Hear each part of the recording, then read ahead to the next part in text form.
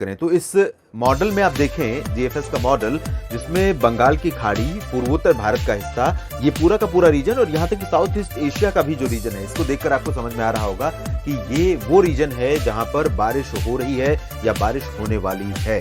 और बाकी अगर हम भारत के लैंड रीजन को देखें तो यहाँ पर आप देख सकते हैं central India, north west India और साउथ इंडिया के भी कई इलाकों पर ड्राई वेदर नजर आ रहा है।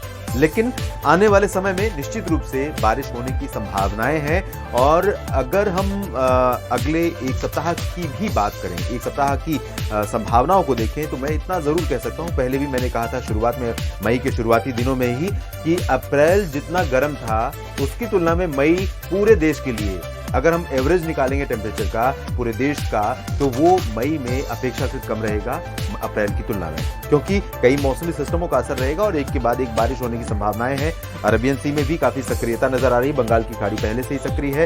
इस बीच आपको दक्षिण भारत की तरफ से हम लेकर चलते हैं, जहां पर बारिश की संभावनाएं सबसे पहले बढ़ रही हैं और सबसे पहले यहां पर इस सिस्टम का प्रभाव भी रहेगा, क्योंकि ये साउथ पेनिनसुलर रीजन के ज्यादा करीब होगा और इसका बादलों का जो प्रभाव है वो भी यहां पहुंचा है। तो उम्मीद यह है कि केरल में एज यूजुअल बारिश जारी रहेगी, साउथ इंटीरियर कर्नाटक और कोस्टल कर्नाटक के भी कुछ इलाकों पर लगातार बारिश जारी रहेगी। इंटेंसिटी भले ही अभी बहुत ज्यादा नहीं रहने वाली है, लेकिन तमिलनाडु में बारिश का स्पेल शुरू होगा और अब अगले कुछ दिनों तक लगातार जारी रहेगा। इसी साइक्लोनिक स्टॉर्म आसनी के प्रभाव से ही ये बारिश यहाँ पर देखने को मिलेगी।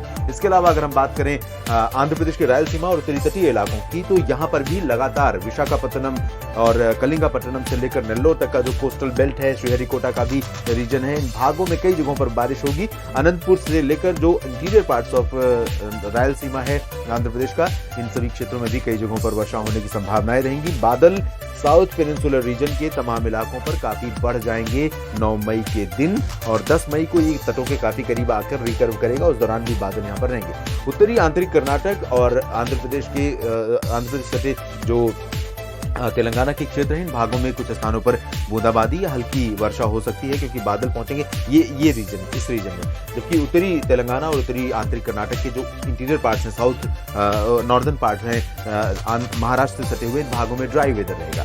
सेंट्रल इंडिया की तरफ हम चलते हैं, यहाँ पर ओडिशा के तटों पर तेज हवाएं चलनी शुरू हो जाएंगी आज रात से ही, और कल से 9 मई से काफी ज्यादा प्रभाव दिखेगा। बादल भी बढ़ने शुरू हो जाएंगे। कटक और पारादीप से लेकर पुरी के बीच में पूरा का पूरा कोस्टल बेल्ट प्रभावित होगा और आंध्र प्रदेश का उत्तरी तटीय इलाका भी कल काफी हद तक प्रभावित होगा। तेज हवाओं के साथ कम से कम 40-50 किलोमीटर प्रति घंटे की रफ्तार से हवाएं चलने और उसके साथ बहुत घने बादल छाने और कुछ इलाकों में मध्यम से तेज वर्षा होने की संभावना इन सभी जगहों पर रहेगी। और इंटीरियर ओडिशा और इससे सटे छत्तीसगढ़ के क्षेत्रों में भी बादल आएंगे, लेकिन यहाँ पर बारिश के आसार फिलहाल ओडिशा और छत्तीसगढ़ के भागों में, इंटीरियर ओडिशा में और यहाँ छत्तीसगढ़ में बहुत ज्यादा नहीं है, लेकिन कल के बाद आप उम्मीद कर सकते हैं कि छत्तीसगढ़ में भी कुछ बारिश होगी। महाराष्ट्र के विदर्भ और मराठवाड़ा, मध्य महाराष्ट्र, कोंकण, गोवा में पूरा का पूरा रीजन ड्राई रहेगा। गोवा में भी शुष्क मौसम रहेगा। तो पालघर से लेकर मुंबई, ठाणे, कल्याण समेत रत्नागिरी, रायगढ़, सिंधुदुर्ग समेत सभी जगहों पर शुष्क मौसम। नंदुरबार जिले, जलगांव से लेकर नासिक, पुणे, अहमदाबाद, औरंगाबाद और सांगली, सतारा, कोल्हापुर, इधर नांदेड़ से लेकर तमाम जगहों पर ड्राई वेदर एक्सपेक्टेड है।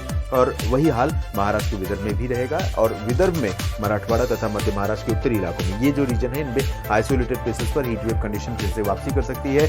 मध्य प्रदेश में भी ड्राई वेदर रहेगा और यहाँ पर भी हीट वेव कंडीशन रहेगी, और यही कंडीशन गुजरात में भी नजर आ रही है 9 मई के लिए। तो सौराष्ट्र, कच्छ और पूर्वी रीजन में सभी जगहों पर शुष्क मौसम के बीच कहीं कहीं पर लू का प्रकोप लगातार जारी रहने की संभावना। दक्षिणी राजस्थान के क्षेत्रों में भी ड्राई वेदर रहेगा, यहाँ तक कि राजस्थान में लगभग सभी जगहों पर शुष्क मौसम रहेगा। और उत्तर पश्चिमी दिशा की हवाएं अब पंजाब, हरियाणा, दिल्ली, उत्तर प्रदेश और राजस्थान के सभी जगहों पर चलेंगी। तो यहाँ पर मैं ये कह सकता हूँ कि आइसोलेटेड प्लेसेस पर पंजाब, हरियाणा में भी और उत्तर प्रदेश में, साथ ही साथ दिल्ली में भी 9 मई को हीट वेव का इम्पैक्ट देखने को मिल सकता है। टेम्परेचर बढ़ रहा है, लेकिन अप्रैल से अभी हालात बेहतर रहेंगे, इतना तो आप तसल्ली रखिए। और जब ये सिस्टम आगे बढ़ेगा, बंगाल की खाड़ी का मॉइस्चर आएगा, उधर अरेबियन सी से भी मॉइस्चर आ रहा है, तो बहुत कुछ बदल सकता है आने वाले दिनों में देश के तमाम क्षेत्रों में। उत्तर भारत के पर्वतीय इलाकों की बात करें तो तेलंगाना, जो उत्तराखंड का रीजन है और हिमाचल प्रदेश का, इन भागों में कहीं कहीं पर हल्की वर्षा की संभावना दिखाई दे रही है। जम्मू कश्मीर से लेकर गिलगित बाल्टिस्तान, मुजफ्फराबाद, लद्दाख में ड्राई वेदर एक्सपेक्टेड है, क्योंकि WD आगे निकल जाएगा, लेकिन एक और WD यहाँ पर दस्तक देने वाला है 11 मई को। तब बारिश उत्तर भारत के पर्वतीय इलाकों में फिर से बढ़ सकती है। पूर्वी भारत में देखें तो पूर्वी उत्तर प्रदेश में ड्राई वेदर रहेगा यहाँ पर, और बिहार, झारखंड तथा पश्चिम बंगाल की गंगेय और उप हिमालयी भागों में मौसम सक्रिय हो रहा है। और ये वो रीजन है जो आने वाले दिनों में इस साइक्लोन से काफी हद तक डायरेक्ट कह सकता हूँ सीधे तौर पर प्रभावित होने वाला है। तो यहाँ बहुत भारी बारिश होने वाली है 11, 12, 13 मई के बीच में, जिसमें कोलकाता, रांची, जमशेदपुर, डाल्टनगंज समेत बिहार के तमाम शहर शामिल होंगे। और उठने वाले पश्चिम बंगाल, सिक्किम में भी काफी तेज वर्षा होने की संभावना है। बिहार में भी बारिश हो सकती है। पूर्वोत्तर में कई जगहों पर मध्यम से तेज वर्षा की संभावना अगले 24 घंटों के दौरान नजर आ रही है। तो देश भर में कुछ इस तरह से रहेगा साइक्लोन आसानी के आने के बीच में मौसम का मिजाज। आप बने रहिएगा देश भर के मौसम का हर अपडेट जानने के लिए मौसम तक चैनल के साथ।